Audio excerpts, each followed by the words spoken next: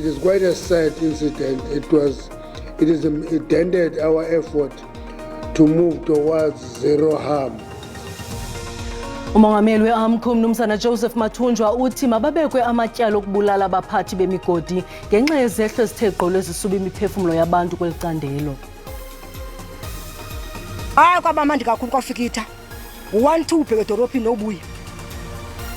Sibulela nesivuyela nebhlorho le yalungiswayo ngoba kaloku abantu bethu baphelela lapha ebhlorhweni. Zininzi imoto ebezibana zithona apha yana. Abahlali belali zasemsengeni eMpuma Koloni banento yokubachwayitisa phambi kwexesha leziyunguma emva kokulungiswa kwendlela edume ngokusuba imiphefumlo. You think so, Creel? Long pass out to low. IBulls zilungiselela idaba elinzima neqela leSharks elime ngompondo zihlanjiwe babadlali bamabhokobhoko kunquzulwano lobuntshatsheli iUnited Rugby Championship ePitoli ngoMgqibelo.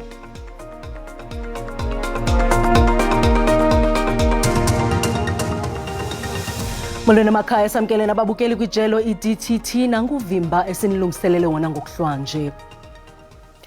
Umongameli we-AMCU Mnumzana Joseph Mathunjwa uthi mabathwaliswe uxanduva babekwe amatyala okubulala abaphathi bemigodi ngenxa yezehlo ezithe gqolo ezisuba imiphefumlo yabantu kweli candelo. Okwemva kokuba kubhubhe abasebenzi mgodini abali-11 kumgodi we-Impala kulandela ingozi yehle Mathunjwa nomgodi bayi-75 abafumene umonzakalo. uMathunjwa bethetha kwindibano nonondaba ekhwetywe ngumphathiswa wezimbiwa uGwede Mantashe.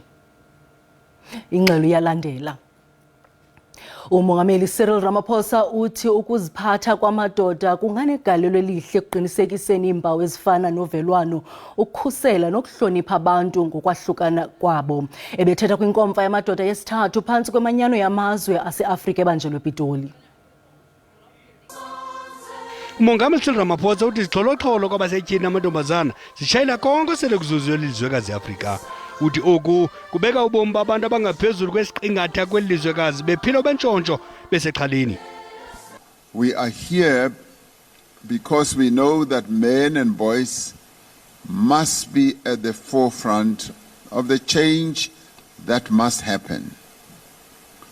We are also here because we know that there is an alternative to a society, a continent and a world where women are oppressed, discriminated against, and their rights suppressed. Kusenjalo usihlalo we-AU nokwakumongameli waseComoros uthi njengenkokheli abakwazi ukubhutyuza.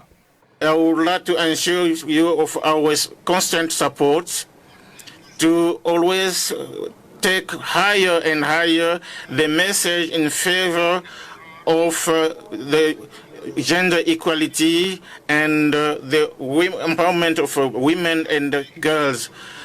We are tired of challenging.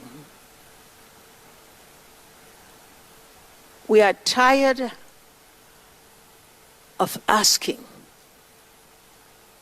Today, we're in a world of uncertainties and complexities. Iinkokheli zaseAfrika bezikhona zifunge zamoncinta uphangelithi zixolele ukumela ingcemqolo kudlamashi kube kanye zizakuqinisekisa ukuba zibaxelele ezinkonqeni ogxabazo ngeziphumo zale ndibano ngenjongo zokusiphula neengcambu izixholo-xholo ezicacisele izibhekiswe kwabasetyhini. Abahlali bengingqi zasemsengeni nendawo ezingqongileyo eMpuma Koloni banento yokubachwayitisa phambi kweholide ze-festive. Indlela yegrabile yabulala imiphefumlo engama-29 kwingozi yebhasi yango-2019 ilungisiwe yayitha. Le ndlela isuka embindini waseWillowvale ukuya elunxwemeni lwaseDwesa Nature Reserve nendawo yamangcwaba iMaxhosa Kingintsa. Le ndlela ebubugocigoci kumahlandinyuka enduli nendutyana ezihlaza isinge kwindawo yokuzonwabisa kunxweme iWild Coast. Iinjongo zokuba kwenziwe le ndlela kukulwisana neengozi ezithe gqolo kulo mmandla ukwenzeka kwiminyaka engephedlulileyo bangama-29 abantu abathi basweleka emva kokubhukuqa kwebhasi. Kungoku nje abahlali bathi banovuyo nanjengoko ngoku bezawuhamba ngaphandle koloyiko. Sibulela ukufumana indlela ukwenzelwa indlela itha sinovuyo. Kwabamandi kakhulu kwafikitha 1-2 ubheke edolophini nobuya. Sibulela sivuyela nebhlorho le yalungiswayo ngoba kaloku abantu bethu baphelela lapha ebhlorhweni. Zinintsi imoto ebezimane zitshona phayana. Urhulumente uthi ukwenza okuqinisekisa ukuba iingozi ziyancipha. Ukubana ingayindlela esemgangathweni singabona uhlumo loqoqosho eMpuma Koloni likhula ngeyona ndlela. Kanye nokubana silisebe sizimisele ukuyenza i-53 kilometers yonke ephela pha eDwesa Nature Reserve. Ngoku sigqibo kwenza uphase 2 elandelayo ngoku nisisacwangcisa ukuyenza nguphase 3 ozawuba yi-15 kilometers naye sicinga fanele uba makaqale kunyaka ozayo. Abahlali bacele urhulumente ukuba aqinisekise ngokuzisa uphuhliso kwidolophu yakuGatyana nanjengoko besithi okutsala abatyali izimali nokhenketho. Ndinkululeko Nyembezi, Iindaba ze-SABC, eWillowvale. Iyantlukwano kwiphiko lamanina le-ANC KwaZulu-Natal iyaqatsela okukulandela ukumiswa kwenkomfa yengingqi Harry Gwala ngo-Agasti. Ikomiti yelizwe yephiko lamanina zange ithabathele ingqalelo inkomfa yeliphondo ze yachonga isigqeba sabathunywa emva kweengxelo zokungahambanga kakuhle kule nkomfa. Esi sigqeba sityhola ikomiti yephondo ye-ANC ngokungababoneli ntweni.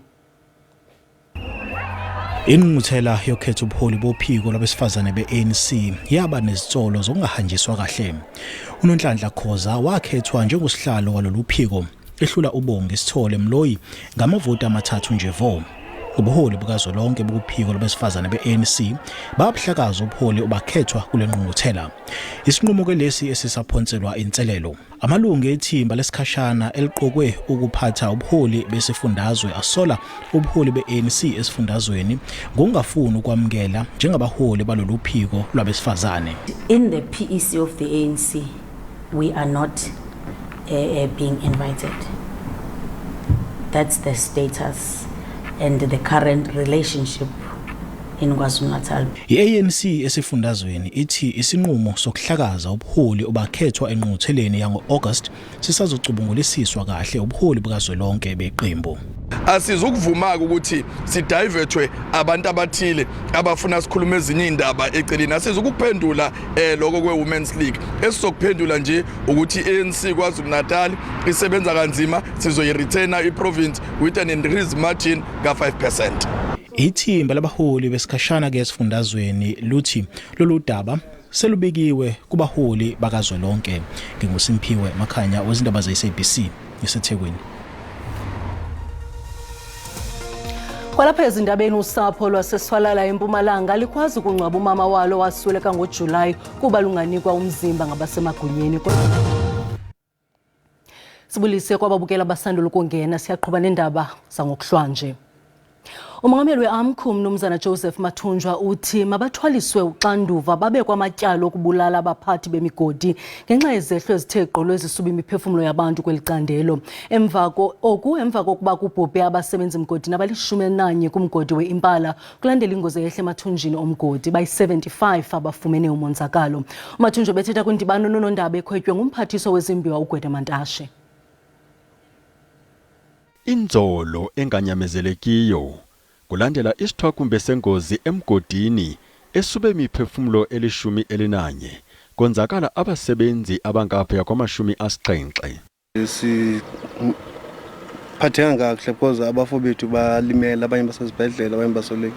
Alinothi sisafe, singenathi asikho safe because ayonto eyenzeka ilanga nelanga leyo but isethusile nathi. Zange sive lento yenzeka lapha eImpala, into eqala ukwenzeka lento yileni singasiphatha ngayo kuba uqhawuke intambo yekhichi. Ngokutsho kweziphathimandla zomgodi iImpala Platinum, iphulo lohlangulo lithathe iyure eziqabeleyo eshumini. Our rescue operation started at 6 o'clock last night, and by 7 o'clock this morning we were able to clear all employees impacted out of the underground workings. Umphathiswa wezimbiwa namandla uMnumzana Gwede Mantashe uthi esisehlo sishiye ichaphaza elibi kumatiletile ukuthibaza ubhubhane kwimigodi. It is quite a sad incident. It dented our effort to move towards zero harm in the industry. You remember that in 2022 we reduced the number of fatalities to 49. That was the lowest number. Nakubeni kunjalo imanyano iAMCU ayifuni nokuva oku imemelela kuthwaliswe uxanduva abalawuli belicandelo. I'm calling for the amendment of Mine Health and Safety Act for these company bosses be really accountable, especially to be charged with culpable homicide. Because some of these accidents are repeatable accidents. Kanti ke ngokwe-Impala Platinum i-75 eyonzakeleyo ileqiswe esibhedlele logama abasebenzi abalishumi bekwimeko emandundu. Inkokheli ye-IFP uvele Nkosini ihlabisa izikhabeli izityholo zokuba ubuso benkokheli yombutho okhothamileyo Nkosi Mangosuthu Buthelezi buza kuba kwiphepha lokuvota. Uhlabisa uthi ngokolwazi lwakhe zinkokheli ezibambeleyo kuphela ezivela kwiphepha lokuvota lekomishoni yonyulo. Ikomiti yesigqeba yesizwe ye-IFP igqibe kwelokuba ubuso bukaNkosi Buthelezi bube kwizikipa njengoko kubonakala ngathi kukho uxambuliswano phakathi kukaHlabisa nosihlalo waKwaZulu-Natal uThami Ntuli. Umholo we-IFP uvela Nkosini Hlabisa sowachithile amahlebezi athi kunoqhekeko ngaphakathi eqenjini. Ngalempela sonto kuvele imbiko ethi ubuso bukaHlabisa angeke bube khona kuyona ibhalothi masekiwa okhethweni lango-2024. Uhlabisa uthi ubuso bomholi bayo IFP nabaholi abanye amaqembu buzoba khona kwibhalothi. The late Prince Mangosuthu Buthelezi is not going to be in the ballot paper. The ballot paper is the exclusion sphere for IEC. All we know, the people who features in the ballot paper are current leaders of political parties. Kunamahlebezi athi kukhona ungaboni ngasolinye ngaphakathi kwiqembu lenkatha phakathi kukaHlabisa kanye nomholi wesifundazwe saKwaZulu-Natal uThami Ntuli. Labaholi bobabili kuthiwa babanga ikusasa laleli qembu. Is a fiction which some people in the media are trying to manufacture in order to create tension within the IFP. I-IFP ikhona kulolu mbimbi lamaqembu aphikisa eNingizimu Afrika azama ukususa i-ANC entambeni zombuso. Namhlanje bebehlangene nezinhlangano ezizimele. They must include in the documentation the issues of the Khoi and the San. They must acknowledge the genocides that were committed by settlers to this country against the Khoi and the San. Lolu mbimbi zezenhlangano zezepolitiki eziphikisayo zizama ukususa yona i-ANC entambeni zombuso kuzwelonke kanye futhi naseyifundazweni. Ngingosamkele Maseko kumbikela izindaba ze-SABC eKuruleni. Usapho lwaseSalala eMpumalanga lufuna kuba lukhulula umzimba kamama walo nowasweleka kwingozi yomlilo ekhayeni lakhe ngoJulayi. Usapho lwakwambuyane luthi lwenze konke ebekufunwa ziziphathamandla kodwa akukho nto ilungayo. Usapho oludinga ukugqithisa inhlungu sele kuphantse ibezinyanga ezintandathu olusapho lohlelwe sisithwakumbe. Umlilo waqalwa likhandlela ngelixa kuhambe umbane. Kukrokreleka ukuba uKatie Mbuyane watshiswa ngumlilo ekobude obuthongo. Umzimba wakhe nowawutshe wangqunqa wafunyanwa ngumntakwabo. Usapho lwakhe luthi lwehliswa lusenyuswa emva kokuba umzimba wathathwa uyokwenziwa ufaniso lwencindi yofuzo. Amaphoyisa apho abita labe forensic bafika abe forensic bamthatha bahamba naye bathi the following day ngithathe liphoyisa ngenalo le engodini. Uma sifika lena bathi kufuna bamthathe ingadi nebantwana bakhe bayithumele ePitori. Kwiveki ezimbini ezidlulileyo olusapho lwaphinda kwakho lazama ukufumana umzimba kodwa lwabuya lulambatha. Lusakhwanqesekile ke ukuba kutheni kuthatha ixesha elide kangaka ukufumana umzimba. Sifuna nedi ukuthi barelease lesidumbu sakhe sibuye kuze nathi sitokhona ukuchubeka nempilo ngoba enyalo uma solo ale emoshari kithi kuyastraumatize. Abakwantsasana bathi kudingeka kufumaneke ubungqina bengcali phambi kokuba ukhululwe umzimba. Usathatha ama-samples aye for forensic laboratory silinde lama results. Imiphumela mayiseyibuyile isho ngempela ukuthi umzimba wakambuyane sabanikeza wona-ke.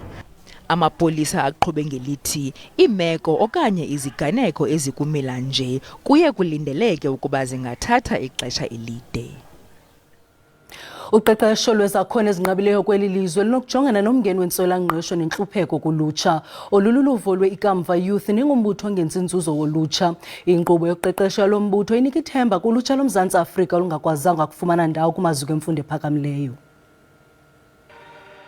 Abaququzeleli benkqubo yezakhono zolutsha ikamva bathi inokunceda ukujongana nemingeni ulutsha elujongene nayo.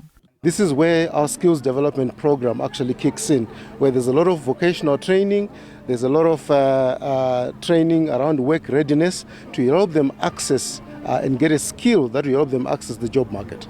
Nangona imfundo neziqinisekiso zingenakuqinisekisa ukuqeshwa, abaphumeleleyo bazawukwazi ukudala imisebenzi ngezakhono abazifumeneyo. I'm mostly fascinated with the data world, so this course has prepped me to know the basics about data analyzing, data, just data in general. It has helped me a lot because right now I'm doing programming. So, you know, in the field of programming, when you get there, they don't teach you how to install. They just give you softwares and then you have to run them. Amanye amagosa anikwe umsebenzi wokuqeqesha abafundi kwizixhobo zombane nokulungisa i-cellphone akholelwa ukuba abafundi bayakudala amathuba emisebenzi. The objective of the program is firstly to see how we can transform this skill into a small business that can generate income. Now, the reason why it's straight to the point, you'll see it's not a replica of your normal qualification. It's not a 3-year program. It's 5 days. So we go straight to the point. Abafundi abanomdla nekunzima kuba bafikelele kumaziko emfundo ephakamileyo babongozwa ukuba bazibandakanye nenkqubo yezakhono zolutsha ye-ikamva. iSmile Foundation kunye neqela loogqirha ibuyisele uncumo kubantwana abaninzi kwisibhedlele sengingqi eGeorge eNtshona Koloni. iSmile Foundation inceda abantwana abanemingeni ebusweni efana nokumila ngendlela engaqhelekanga, ukutsha, njalo njalo. Kule veki umbutho iSmile Foundation negqiza lencakuba zoogqirha batyanda iqela labantwana kule nqila. Ithemba lelokuba oku kuza kuguqula impilo zabo. Where we come in is that we help them with psychological support, as well as if they need speech therapy, OT. I think it helps the kids with some confidence because they do grow up being bullied if they've got a scar somewhere or if they look different or if they speak different. Ngelishwa abantwana abazalwa bohlukile kwabanye ngokwenkangeleko baye babe zizisulu zokwenziwa intlekisa ekuhlaleni. Ukara Heisa oneminyaka 14 ubudala ngomnye wabo. Wazalwa nesigulo esaziwa njenge-Poland syndrome nesichaphazela ukukhula kwelihlunu esifubeni sakhe. I was bullied in grade 7, so last year, and it really touched me because of like the operation I had to get, and like kids are very like mean to each other. Unina kaNaluthando Malandela uchulumanxile lutyando lufunyenwe ngunyana wakhe ozalwe enedlele ezicandeke ukusuka emlonyeni. Ngicingela ikamva lomntana kuba bendisazi uba uzawugezelwa esikolweni ngalomlomo kuba kaloku abantu abaninzi aba-understand and then ke ngento yomlomo womntana. Ngabantwana abali-18 abaza kutyandwa kule veki, lo gama sele beqabele ngaphaya kwa-5,000 abancedwe ngulo mbutho kusukela wabakho. Kwiindaba ze-SABC ndingusiphiwe Wobasi eGeorge.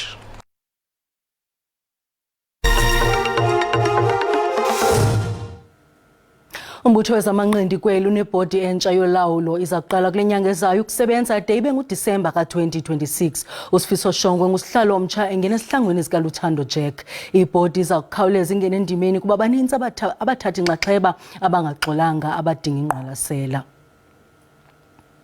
iBulls ilungiselela idabi elinzima neqela leSharks elime ngompondo sihlanjiwe babadlali bamabhokobhoko kungquzulwano lobuntshatsheli United Rugby Championship ePitoli ngomgqibelo.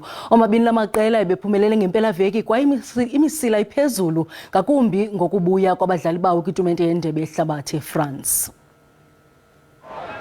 iBulls idlale umdlalo ophucukileyo neenkalanzinzi zase-Ireland. Iqela iConnacht ePitoli ngomgqibelo zixonywe ukubuya kwabadlali beSpringboks abafana noVelile Roux noMarco van Staden njengosotheko zibhalise impumelelo yamanqaku ayi-53 kwayi-27. Villiers also, like I said, is a very experienced player, and on the weekend his chat was amazing. I think, you know, it made all the boys next to us, you know, calm And he's very collected, like he's very calm player as well himself. So I think that made a massive difference, and especially with decision making as well. Okulandelayo iBulls iza kusidleka iSharks kumjikelo wesixhenxe olukhuphiswano nakubene liqela lizinze eThekwini liqale ngololovane kolungquzulwano kodwa lichwayiswe kukubuya kwabadlali abafana noEurban Elizabeth noOxenche liphumelele okokuqala kule season ngamanqaku ayi-69 kwayi-14 ngakwi-Dragons kuza kushiyana umama uKondla ke Loftus Versfeld ukuphumelela idabi lobukhaya zange kwabaluleka kanje. Obviously, it will give us confidence in the next coming weeks. So if we get the results on the weekend, but the Sharks is a very competitive team. They are very physical as well. So we're gonna have to step up this weekend because South African derbies are always different. You just psyched up more when you play your South African teams. iBulls zikwindawo yesithathu kwilog ye-URC ngamanqaku angama-20 ukanti iSharks zithe ngcu kwindawo ye-14 zinamanqaku asixhenxe kuphela egameni lazo. Umdlalo uqala ngentsimbi yesithathu entloko ngalo Mgqibelo malanga. Ngalo ndlela siuqonqothile uvimba wangokuhlwanje senikhumbuza zangomso Iindaba siza noxa bethu ngesizulu. Kamnandi mawethu.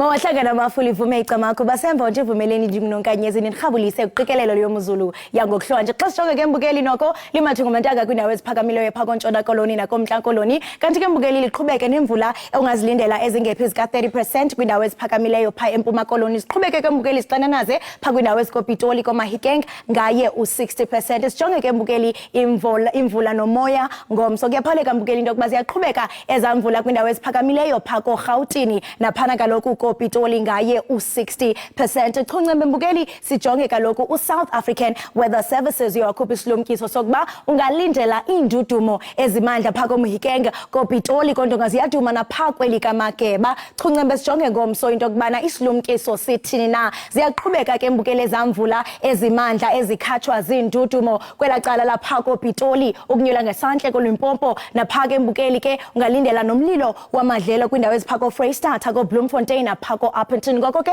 xa ubona uqhuma qiniseka into kubana uqhagamshelana namagosa kaxexeka. Chungcembe sijonge amaqondo obushushu aphansi ngokuhlwa njengokubona kaloku mbukeli kwindawo eziphakamileyo kufudumele musina ngaye u22 kanti Phalamura nguye u21 degrees eRichards Bay lithathise ngo20 kanti ke eThekwini nguye u19 degrees kweMonti kona mbukeli nguye u16 degrees kwaBhaca ngu12 degrees pha eMthatha eKomani ngu9 degrees kanti ke babambene ngamanqaku nayo iMakhanda. Chungcembe sijonge kaloku mbukeli amaqondo obushushu aphezulu ngomso litshisa kakhulu mbukeli pha liphalale ngaye u38. Hey mbukeli litshisa kakhulu napha eMusina ngaye u43 kanti ke eThekwini ngu23 eMthatha nguye u22 kanti ke mbukeli pha eMampontweni eMkhambeni koSajonisi esinuka nguye u24 degrees eKomani bengu22 degrees eMakhanda nguye u20 degrees lifudumale nakhona ke pha ku-Upington ngaye u37 degrees. Ndisatsho ndithi mazixhume inqawe emaxhekweni. Chosi.